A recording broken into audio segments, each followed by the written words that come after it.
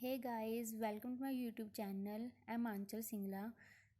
Guys, मैं आज आपको बीकॉम में जो एक सब्जेक्ट होता है कंपनी लॉ, उसके बारे में बताने वाली हूँ। कंपनी लॉ में फर्स्ट जो हमारा चैप्टर है वो कंपनी के बारे में होता है। कंपनी क्या होती है?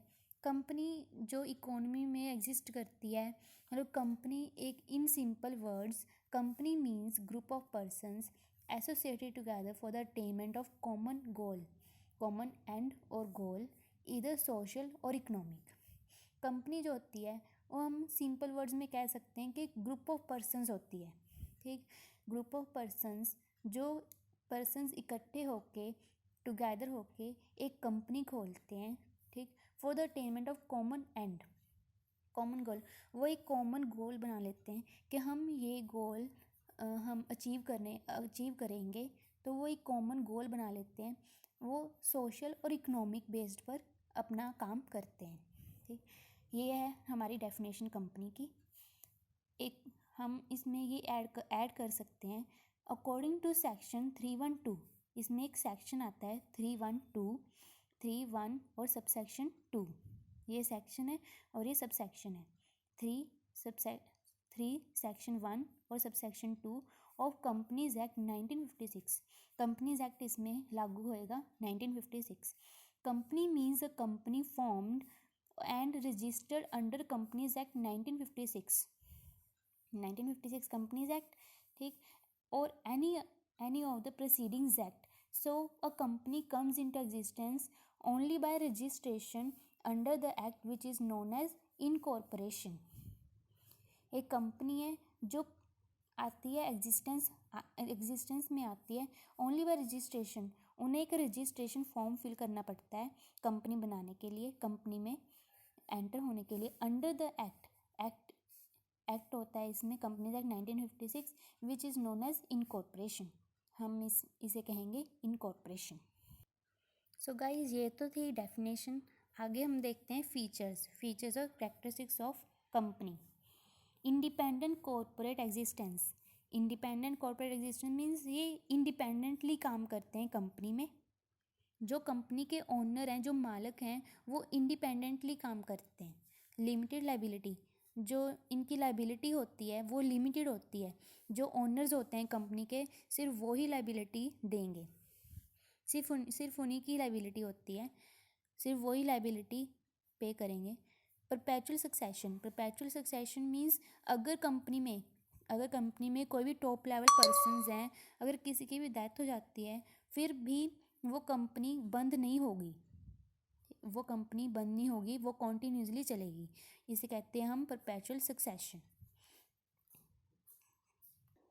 आगे है हमारे पास कॉमन सील मतलब जो कंपनी है वो ब्रांड, जो वो प्रोडक्ट बनाएंगी, उसमें कंपनी का नेम मेंशन होगा। कॉमन सील में कंपनी का नेम मेंशन होगा। ब्रांड नेम जो होगा वो कंपनी का होगा। कैपेसिटी फॉर सूट्स और स्यू मीन्स केस करना। जो कंपनीज होती हैं उनमें ये कैपेसिटी होती है कि वो स्यू भी कर सकती हैं।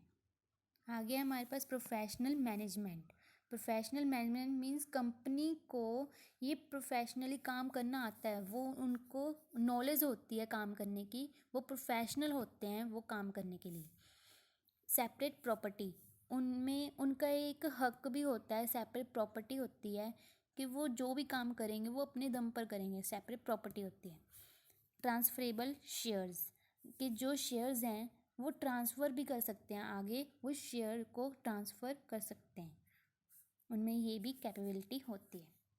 आगे हमारे पास आते हैं काइंड्स ऑफ कंपनी।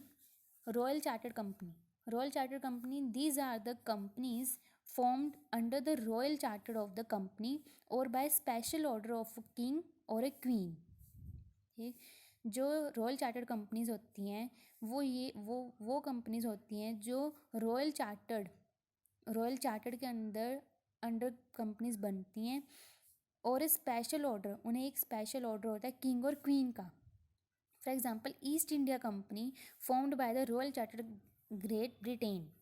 जो ईस्ट इंडिया कंपनीज हैं वो रॉयल चार्टर्ड के अंडर फॉर्म्ड होती हैं ग्रेट ब्रिटेन नाम में। ठीक। आगे हमारे पास है statutory company. It is incorporated by the special act passed either by the central और state legislature.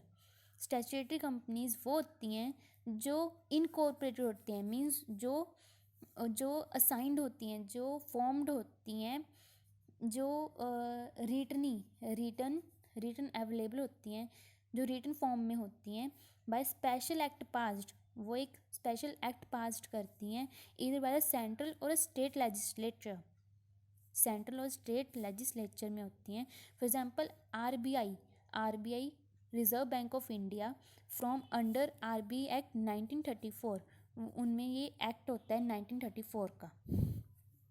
Third one is registered company. A company registered under the companies act 1956। जो रजिस्टर्ड कंपनीज होती हैं वो रजिस्टर्ड होती हैं companies act किस में, 1956 में, और any of other existing act, उनमें और भी एक्ट लग सकते हैं। वैसे तो ये नॉर्मली 1956 होता है, और भी एग्जिस्टिंग एक्ट्स भी लग सकते हैं। Company limited by shares. जो कंपनीज होती हैं वो लिमिटेड होती हैं शेयर्स के लिए। It is a company in which a liability of members is limited. जो कंपनी के मेंबर्स होते हैं उनकी जो देनदारी लाइबिलिटी होती है वो लिमिटेड होती है।